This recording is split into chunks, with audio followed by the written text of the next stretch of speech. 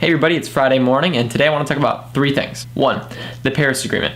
This is a document signed by 191 countries, including the United States, to limit the environmental impact of each country.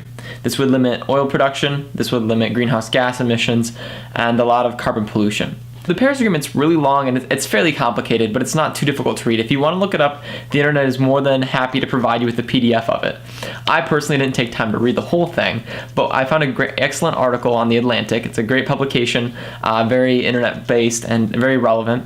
I'll include a link to that below. This article talks about each question that is presented by the Paris Agreement, and then it uses the Paris Agreement to answer it. It's really well done. It gives you a good holistic view about what we've kind of agreed to as a nation and why we've agreed to it. It goes through questions like who's going to pay for the effects of climate change, and what are our responsibilities as a nation? How does this affect our policies, both local and foreign? Really cool article. I really recommend to read. Which leads me to part 2 of the video. Creative solutions to complicated problems. I've never considered myself an overly artistic person. I've never been a painter or a drawer or a sculptor of any sorts. I think my ability to be creative ends at my wrists. And that's okay. I don't have to be an artistic person to be creative. And I think a lot of times we have this disconnect. We believe that creative people exist only in the art department, but in reality, we need creative solutions everywhere. And there's a huge demand for this, not only in the job field, but in our social situations. And facing the huge problems we have requires a great deal of creativity. For example, the idea of solar energy and wind energy and all these renewable sources for energy are pretty complicated and they're very creative. And the idea of taking the sunlight and converting that into electricity, I can't imagine someone 100 or 200 years ago would have had a great grasp on what that could be.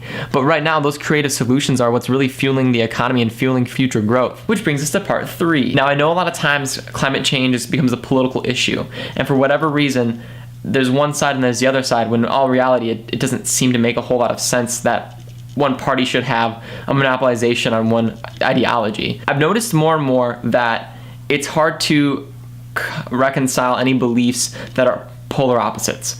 The Republican Party and the Democratic Party are more about opposing the other party than existing on their own platforms, and that's really disappointing. But I think there's hope. I recently saw a video by Hank Green. I'll include a description of that video in the links below. You have to watch it.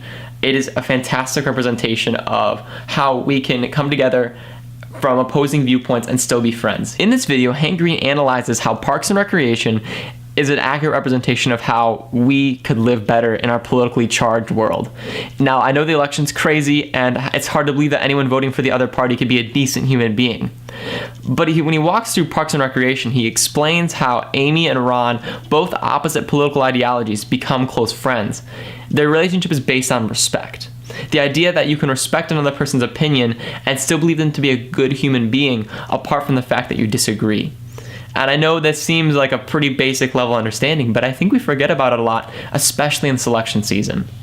We need that creativity and we need that respect, because without that creativity and that respect, we'll never get our ideas heard and we'll never have ideas that are unique or helpful.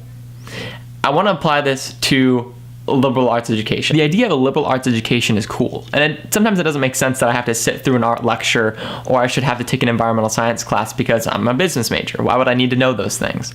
But it's through empathy, it's through understanding how those different people see the world that we build mutual respect. And it's that respect that allows us to view other people's ideas and opinions as legitimate and not throw them away because they're somehow different than ours.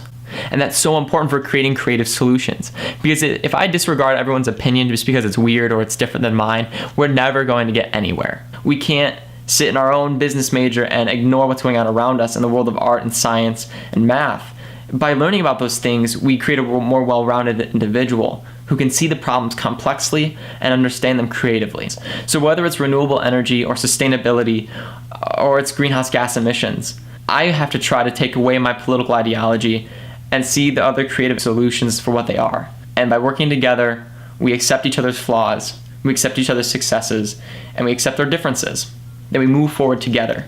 So sometimes it takes a little bit of effort to sit through another lecture that maybe doesn't pertain to your major. And maybe it takes a little bit of time to go outside of your political realm and read an article that may be written by someone of a different ideology. But it is through that mutual respect that we have advance. Bruce Baker, signing off. Doing the wave.